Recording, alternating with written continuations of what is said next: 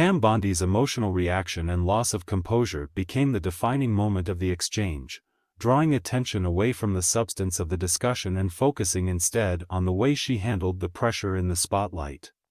When individuals in positions of authority or influence are confronted with challenging revelations or unexpected accusations, their reactions often reveal more than their carefully prepared statements ever could. In Bondi's case, her response was marked not by calm rebuttal or reasoned defense, but by an outpouring of frustration and visible agitation that made her appear unsettled in front of the audience.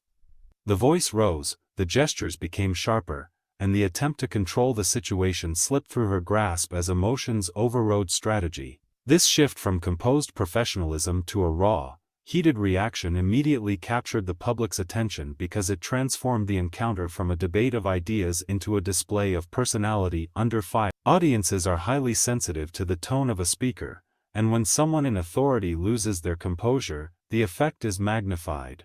Bondi's rising voice and accusatory tone were interpreted as signals of being cornered or overwhelmed, whether or not that was her true internal state. Instead of maintaining credibility through patience and focus, she projected vulnerability through anger and defensiveness.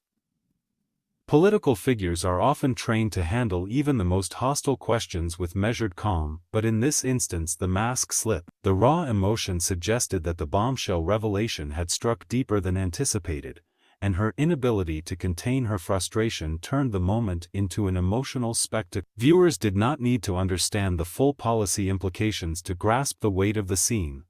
They saw someone losing control in real time, and that impression lingered long after the words were spoken. Bondi's reaction also highlights the delicate balance public figures must maintain between passion and professionalism. On one hand, showing emotion can make a leader appear human, relatable, and invested in the issue at hand. On the other hand, when that emotion spills over into shouting or lashing out, it risks crossing into the territory of weakness or instability. The fine line between strength and loss of control was crossed in this particular moment, and it shifted the narrative. Instead of being remembered for any argument she may have been trying to advance, she became remembered for the image of shouting, red-faced frustration. The loss of composure became the story itself, overshadowing the larger conversation. The context of the exchange is also important. Bondi was not just any speaker on a stage, she was someone expected to embody authority and restraint. When an individual in such a role succumbs to visible agitation, the discrepancy between expectation and reality amplifies the perception of collapse. Political adversaries seize on these moments to argue that the emotional outburst reveals deeper cracks in credibility or preparedness.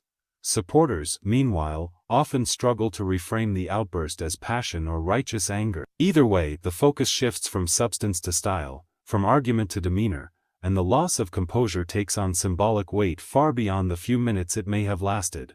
The physical and vocal elements of her reaction also added layers to the impression it left behind. The raised pitch, the cutting interruptions, and the sharp hand movements all combined to create an image of someone unable to rein in emotion. Audiences are acutely tuned to nonverbal cues, often even more than the words themselves, and in this case, the signals suggested frustration boiling over. In a high-pressure environment where optics matter as much as facts, such signals can undo carefully crafted messaging. Instead of appearing as a composed defender of her perspective, Bondi came across as someone rattled and reactive. The shift from controlled communicator to emotional reactor is one of the fastest ways to lose ground in a public confrontation, because it allows the opponent's revelation to appear more powerful simply by contrast. What made Bondi's reaction so striking was not just the emotion itself, but the timing. The outburst came directly in response to Chris Van Hollen's pointed revelation, which created the appearance that his words had struck a nerve too deep. Nor, if she had responded with measured calm, the revelation might have seemed less dramatic, but the heated reaction gave it the appearance of devastating truth. In politics, perception is often reality, and when a bombshell provokes such a visible loss of control, it strengthens the impression that the revelation is both serious and damaging. The optics of the exchange thus worked against Bondi, reinforcing her opponent's narrative without him needing to say more. The incident also revealed how difficult it is to recover from a visible loss of composure once it has happened. Unlike a slip of the tongue or a minor factual mistake, emotional outbursts leave a lasting visual impression that cannot be erased with clarification. Once an audience has seen someone screaming, that image remains in memory, coloring all subsequent attempts at explanation. Even if Bondi later tried to reframe her passion as a sign of commitment or dedication, the lasting takeaway for many was the spectacle of a leader unraveling under pressure. This dynamic explains why her reaction became the central focus of coverage and commentary, overshadowing the content of the revelation itself. Her emotional unraveling also serves as a reminder of the unique pressures of political theater. In such environments, every gesture, tone, and word is magnified under the glare of cameras and the scrutiny of opponents. Maintaining composure is not just about personal discipline but also about strategic image management. By losing control, Bondi ceded that strategic advantage and allowed her opponent to dictate the narrative. The more she shouted, the calmer Van Hollen appeared in contrast, which only reinforced the perception that she was on the defensive. This imbalance in demeanor can be more persuasive to audiences than any set of facts or arguments, because it plays on instinctive human judgments about confidence, truth, and authority. Chris Van Hollen's bombshell revelation stood at the center of the clash, the moment that shifted the energy of the room and redefined the tone of the entire exchange. A revelation described as a bombshell carries with it the implication of something not only unexpected, but also powerful enough to reshape the conversation in real time. In this case, Van Hollen's words landed with the force of a direct challenge, throwing an unanticipated truth or allegation into the spotlight that demanded immediate attention. The suddenness of the moment disrupted whatever balance or rhythm the discussion had previously held. It forced all eyes onto him and framed him as the figure in control of the narrative. When a revelation triggers such a reaction, it is not only because of the content but also because of the delivery, the timing, and the way it resonates with the larger political atmosphere. Van Hollen's bombshell became more than just a statement. It was the pivot point that made everything afterward feel like fallout. The power of the revelation came from its element of surprise. In political debates or heated discussions, participants prepare themselves for the usual range of arguments and counterarguments, but an unanticipated disclosure can destabilize even the most seasoned speaker. Van Hollen presented his statement in a way that suggested both confidence and authority, amplifying its effect. Rather than appearing tentative or speculative, he spoke with conviction, which gave his words the weight of undeniable truth in the eyes of many listeners. The framing of the revelation as fact rather than opinion left little room for dismissal. By delivering the information in such a commanding manner, Van Hollen ensured that his bombshell could not simply be brushed aside as political rhetoric. It demanded acknowledgement, and the reactions that followed only strengthened the impression that he had landed a critical blow. The content of the revelation mattered deeply because it touched a nerve in the ongoing debate. A bombshell is only effective if it strikes at a vulnerable point, and Van Hollen appeared to have chosen his moment precisely. Whether it was exposing hypocrisy, revealing a hidden connection, or presenting new evidence, the statement cut through layers of argument and went straight to the core of credibility. Audiences observing the moment could sense the gravity not only from his words but from the way his opponent reacted. The strength of a revelation lies partly in its accuracy and partly in the reaction it provokes, and in this instance, the visible response from Bondi lent Van Hollen's words even greater legitimacy. The more agitated she became, the more powerful his revelation appeared to be. Another dimension of Van Hollen's bombshell was the way it was positioned within the broader political context. Political revelations rarely exist in isolation. They resonate with existing narratives, suspicions, or controversies already circulating in the public sphere. By aligning his disclosure with themes that audiences were already primed to recognize, Van Hollen ensured that his words would spread beyond the moment of delivery. People were able to connect the bombshell to patterns they already believed or fears they already held, which magnified its influence. This strategic use of timing and context transformed a single revelation into a ripple effect across the political landscape. The story was not just that Van Hollen said something explosive, but that his statement confirmed or illuminated larger concerns that had been simmering for some time. The delivery of the bombshell also underscored Van Hollen's skill as a communicator. He did not rush his words or appear uncertain. Instead, he leaned into the confidence that made the revelation resonate as both credible and impactful. The calm tone contrasted sharply with the explosive content, creating a sense of gravity that drew listeners in. A revelation delivered with anger can be dismissed as a rant, but one presented with composure and certainty can be almost impossible to ignore. Van Hollen's balance of forceful content with measured delivery made his statement strike with maximum effect. This contrast also made the subsequent reaction from Bondi appear even more dramatic, as she erupted in response while he remained composed. In the court of public perception, that imbalance only magnified the strength of his words. The symbolic weight of the revelation cannot be overlooked. In political discourse, bombshells often function not just as moments of disclosure but as turning points that redefine the roles of the participants. Before the revelation, Bondi may have appeared in control, or at least on equal footing, but once Van Hollen introduced his unexpected disclosure, the dynamic shifted decisively. He moved into the role of aggressor, the one dictating the terms of the exchange, while she was forced onto the defensive. The symbolic shift mattered because audiences often respond more to who appears to hold power in the moment than to the technical details of the argument. Van Hollen's revelation created the perception that he was the one leading the confrontation, and that perception lingered as the defining image of the encounter. The aftershocks of the revelation rippled outward in the way audiences, commentators, and opponents interpreted it. Once a bombshell has been dropped, the discussion often moves away from whether it was appropriate and toward what it means. This shift of focus ensures that the content of the revelation continues to circulate long after the original exchange has ended.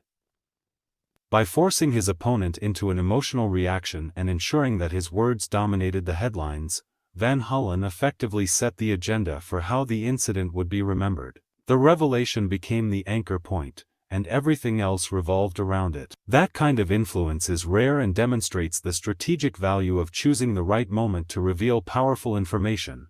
The effectiveness of Van Hollen's revelation also underscores a broader truth about political communication. Timing and framing can be as important as substance. A revelation delivered too early or too late may fall flat, while one timed perfectly in the middle of a heated confrontation can resonate far more than expected. By waiting until the precise moment when tension was high and attention was focused, Van Hollen ensured that his bombshell would dominate the narrative. The framing as a decisive truth rather than an opinion made it more difficult to contest, and the visual contrast between his composure and his opponent's agitation cemented the perception of authority. The bombshell thus worked, not only as a piece of information, but as a piece of strategy, altering the trajectory of the exchange in a way that simple argument could not achieve. The broader political impact of the exchange between Bondi and Chris Van Hollen was felt far beyond the immediate clash, as moments like these tend to ripple outward into the larger political landscape, influencing public opinion, media framing, and the strategies of allies and opponents alike. When a heated confrontation includes both a bombshell revelation and a visible loss of composure, the effect extends into the broader ecosystem of political discourse because it provides a vivid narrative for audiences to latch on. Politics thrives on moments that can be packaged into symbols, and this exchange provided a perfect storm. The image of a composed lawmaker dropping a powerful revelation, followed by a rival erupting in visible frustration, was trucial. The political consequences come not just from what was said but from how it was perceived and remembered.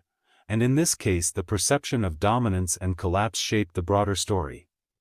One key political impact was the way the exchange influenced media narrative. In today's fast-paced information cycle, dramatic encounters are often reduced into clips, headlines, and sound bites that circulate widely. The storyline that emerged was not a balanced discussion of policy, but a dramatized battle, where one side revealed damaging information and the other side lost control in response. This framing amplified the sense of imbalance between the two figures and allowed the narrative to spread quickly across news outlets and social platforms. The media thrives on conflict and spectacle, and the clash between Bondi and Van Hollen provided both in abundance. As a result, the political fallout was magnified by constant replay and repetition, ensuring that audiences encountered the moment again and again, reinforcing the impression that one side had delivered a decisive blow. The exchange also had implications for public trust and perception of credibility. Political leaders are constantly measured not just by the content of their arguments, but by their ability to project confidence, authority, and composure under pressure. In this case, Van Hollen's calm but forceful delivery positioned him as credible and in control, while Bondi's outburst made her appear rattled and defensive. For undecided or neutral observers, these impressions matter significantly because they influence judgments about who is telling the truth and who can be relied upon in moments of crisis. The broader political impact, therefore, was a shift in perception that benefited Van Hollen and weakened Bondi's standing among those who prioritize steadiness and composure in leadership. Even among supporters, the task of reframing the outburst as passion or righteous anger became a difficult challenge, while critics seized on it as evidence of weakness. Another layer of political impact came from how opponents and allies reacted to the moment. For Bondi's opponents, the exchange offered a clear opening to highlight her emotional reaction as proof of vulnerability. In politics, any sign of being flustered or caught off guard can be weaponized, and Van Hollen's revelation coupled with her response provided a ready-made narrative for critics to use in speeches, interviews, and campaign material. Conversely, for Bondi's allies, the challenge became one of damage control. They were tasked with reframing the outburst in a way that preserved her credibility and appealed to her base. This often involves reinterpreting the anger as authenticity or portraying the frustration as a sign of moral conviction. However, the success of such efforts is always limited when the visual evidence of loss of composure is so widely available. The political impact therefore extended beyond the two individuals involved, influencing the strategies of their respective camps in the aftermath. The exchange also underscored the increasing role of optics in political communication. In the modern era, where short video clips can dominate public consciousness more than lengthy policy discussions, the ability to manage appearances under pressure is critical. The broader impact here lies in the reminder to all public figures that a single moment of visible emotional unraveling can undo weeks of messaging.